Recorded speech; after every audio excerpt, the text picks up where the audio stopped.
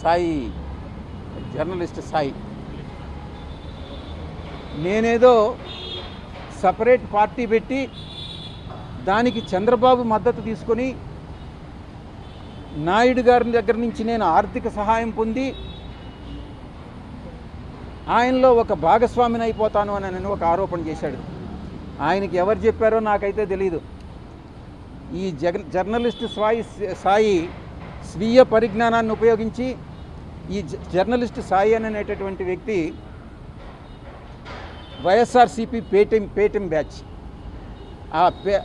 ఎవరికైతే monthly pay చేస్తున్నారో YouTube ఛానల్స్కి, దాంట్లో ఒక వ్యక్తి ఈ జర్నలిస్ట్ సాయి. నేను ఒక్కటే విజ్ఞప్తి చేస్తూ ఉన్నా జర్నలిస్ట్ మిత్రులందరికీ, మీరు అనవసరంగా ఇన్ఫరెన్సెస్ డ్రా చేసుకోవద్దు.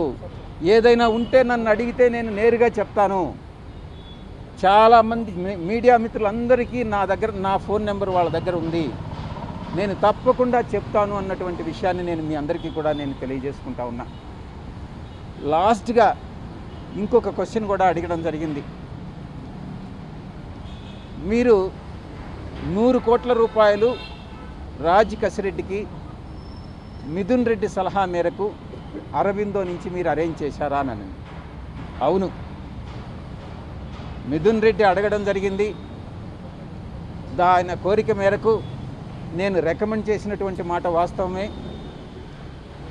కానీ ఇంకొక ప్రశ్న కూడా, ఇది జగన్మోహన్ రెడ్డి గారికి తెలిసి జరిగిందా, జగన్మోహన్ రెడ్డి గారు మీకు చెప్పారా 100 కోట్లు అరేంజ్ చేయమని నేను ప్రశ్నించినప్పుడు జగన్మోహన్ రెడ్డి గారు నాకు చెప్పలేదు, శరత్ చంద్రారెడ్డికి చెప్పలేదు 100 కోట్లు అరేంజ్ చేయమనని.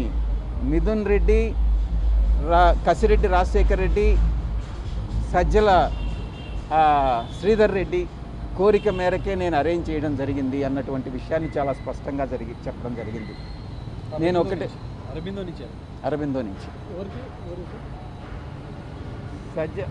వాళ్ళు ఏయో కంపెనీలకి చెక్కులు తీసుకున్నారు.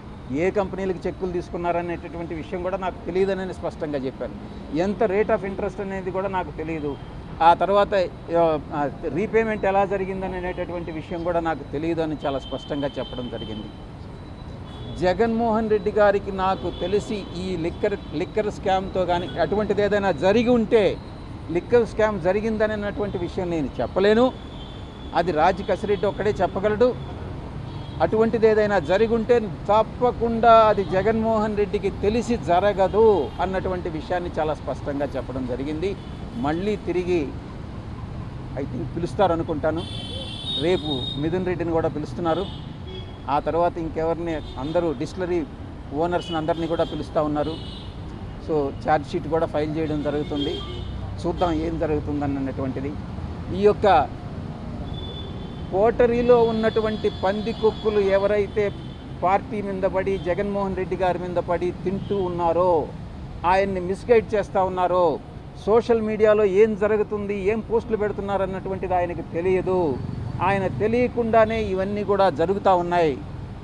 అది ఆయన నివారించినంత వరకు పార్టీ అన్నటువంటిది ప్రజల్లోకి వెళ్ళేటటువంటి అవకాశం లేదు అన్నటువంటిది నేను స్పష్టంగా చెప్తా ఉన్నా. మీరు ఏదైనా ప్రశ్నలు ఉంటే ఒక్కొక్కరు అడగలేదు. 100 కోట్లు ఎక్కడెక్కడికి, అంటే ఎవరెవరి సమక్షంలో మీరు అరేంజ్ చేశారు? మీరు నేరుగా అరేంజ్ చేశారు? నేను రికమెండ్ చేసి అరేంజ్ చేయలే. మీరు సరిదిద్దుకోవాలి. రికమెండేషన్ వేరే, అరేంజ్ చేయడం వేరే. నేను మిథున్ రెడ్డి గారి కోరిక మేరకు సజ్జల శ్రీధర్ రెడ్డి గారి కంపెనీకి 100 కోట్ల రూపాయలు ఇవ్వమని, రాజ్ కసిరెడ్డి, సజ్జల శ్రీధర్ రెడ్డి కంపెనీలకు ఇవ్వమని రికమెండ్ చేసినటువంటి మాట వాస్తవం. ఆ తర్వాత ఏది కూడా నాకు తెలియదు. సార్, కోటరీ వల్ల మీరు బయటకు వచ్చాను, అలాగే ఇబ్బందులు కూడా పడ్డాను. ఇందుకు ఎవరు సార్ కోటరీ? మీ అందరికీ తెలుసు ఈ విషయం. కోటరీలో ఎవరుండారన్నటువంటిది మళ్ళీ తిరిగి నన్ను అడగడం ఎందుకు? మీకు తెలిస్తే అది మీరే చెప్పొచ్చు కదా, నేను చెప్పాలా దాన్ని? కోటరీ మీకు తెలీదా?